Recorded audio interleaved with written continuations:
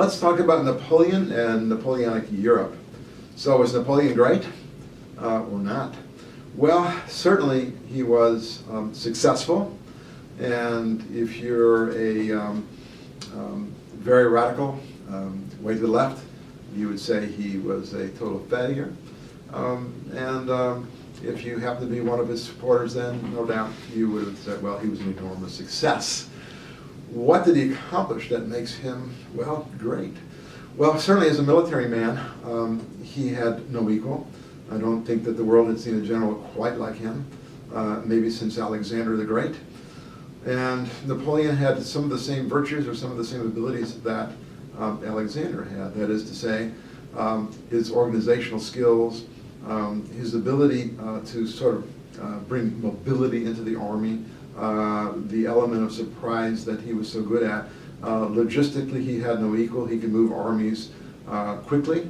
Overnight, they could show up in an area that they were clearly unexpected. So he had this kind of organizational ability, which, of course, alone makes him excel. He would also, I'd say, excels as a state builder, something that Europeans had certainly had trouble doing.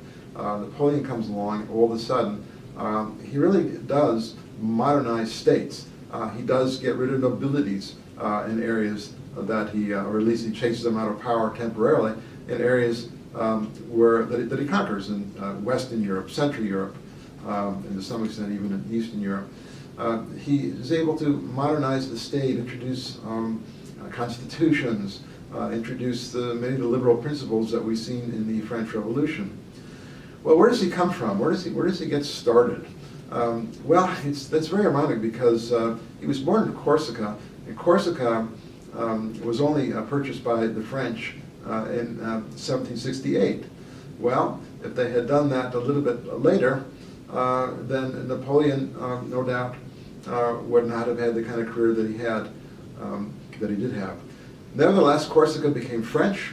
Napoleon, as a result, coming from a minor nobility family, was able to actually get a military training, and that became the background for his career in the military.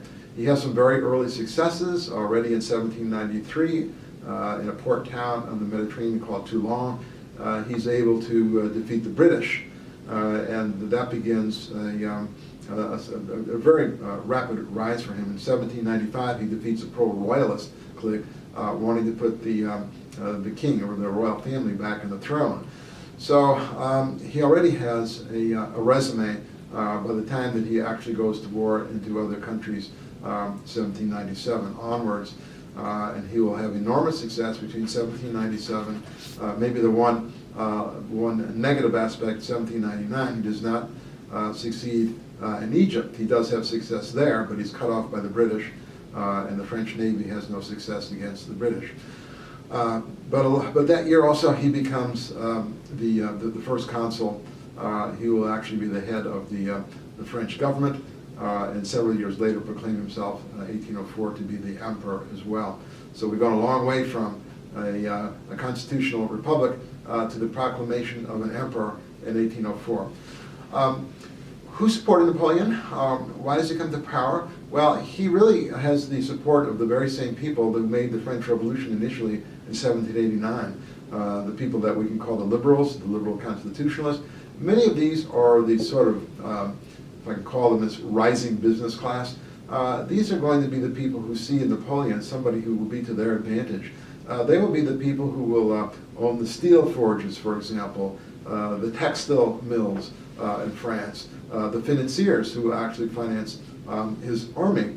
And it is this class, if I can call them that, this group of businessmen who really see in Napoleon somebody whose success is going to benefit them very greatly, as well as lead to kind of French greatness as well. They also see in Napoleon somebody very much like themselves politically. That is to say, Napoleon is an autocrat. He is not a democrat. He is a liberal, but he is not a radical. So he represents this kind of this new class, and Napoleon will actually convert them into a kind of a new nobility, actually. They will be a nobility of wealth, however, and not of birth. And these are the men who will enjoy the new privileges afforded by Napoleonic success, both inside France and outside France. What does he do that introduces, I'd call it the sort of the modern state? He takes all of the reforms of the first phase of the revolution, and he makes them permanent.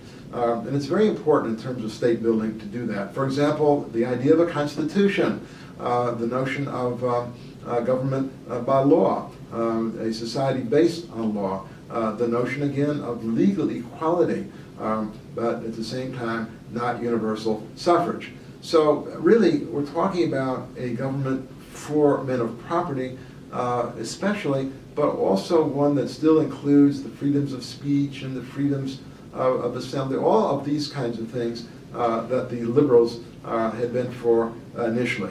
Now, Napoleon will also, it'll take him some time to do this, but he will be the one. I said he builds the state. He does do that. He's the one to really codify the law. So you have the Code Napoleon, as it's called, the codification of the legal principles of the penal codes, all the way across the board, the commercial code as well, all of which is very important, of course, for the expansion of business, and certainly that is very much on Napoleon's mind as well.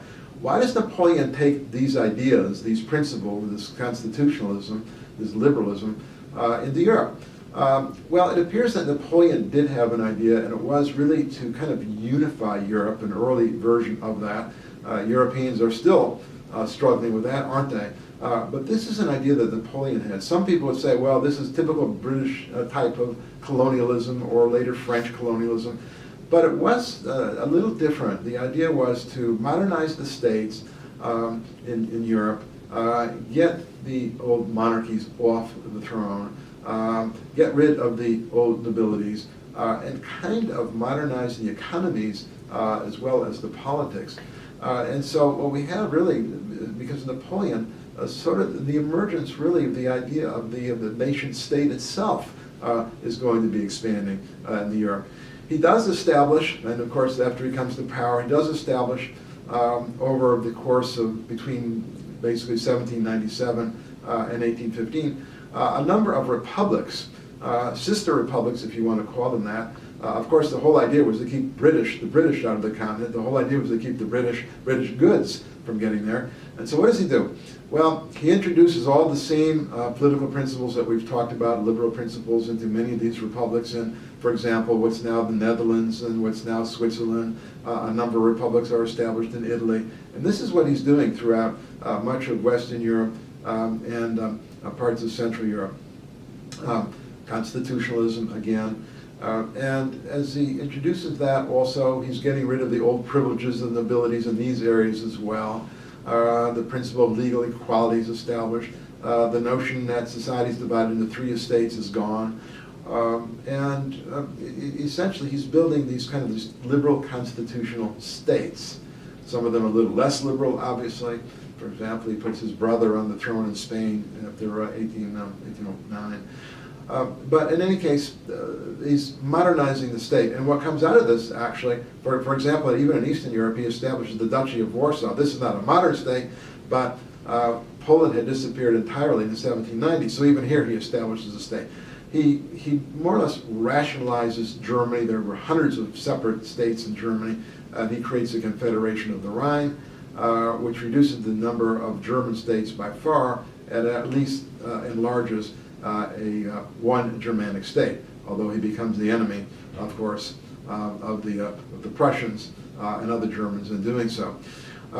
Nevertheless, why does he have such success? Well, because he's wherever he goes, wherever he has military success, wherever he establishes new kinds of political arrangements, really these are going to be to the benefit of business types there. These are going to be to the benefit of the office holders there who want to sweep away the privileged regimes that came before them. So he's really quite popular because he's introducing principles which will emancipate many people who simply didn't have any rights at all before. So this whole notion of civil rights, for example, ironically, actually comes into being as a result of Napoleon, who is not exactly a Democrat, as we already said. In any case, between, as I said, over the course of a number of years, Napoleon has great success in the Germanys and Italy, in the Netherlands, and what's now Netherlands, what's now Belgium, and he's able to sweep away the old regimes, whatever had remained of feudalism. The guilds are gone, monopolies are gone, and he has great success as he defeats the Prussians, he defeats the Austrians, and goes all the way, as we know, to Moscow, where he does not have success, and that's the beginning of the end for him. He's finally defeated in 1814. He's sent off to Elba, an island. He escapes from there, and then he's defeated again in 1815, and that's the last call for Napoleon, who is finally sent to St. Helena's and dies there in 1821. His accomplishments, well, modernization of the state, modernization of modern armies as well, introduction of liberal principles, despite autocracy, the introduction of constitutionalism everywhere. So one can say there's a good side of Napoleon as well as the autocratic side. And that's it for Napoleon until next week.